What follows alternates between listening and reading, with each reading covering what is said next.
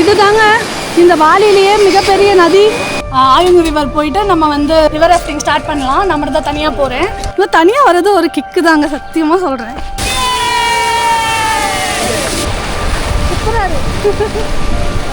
So இந்த மாதிரி நிறைய இடத்துல நமக்கு வந்து ரிவர் ராஃப்டிங் இருக்கும். நான் வந்து ஆயுங் ரிவர் தான் வந்து இங்கே பெரிய ரிவர் பாலியில் அப்படின்னு சொல்லிட்டு இதுக்கு ஒரு சிறப்பம்சம் இருக்குது அப்படின்றதுனால எங்கே ஏடிவி ஏறணுமோ அங்கேயே போயிட்டுருக்கோம். போயிட்டு நமக்கு லஞ்ச் இருக்க போது.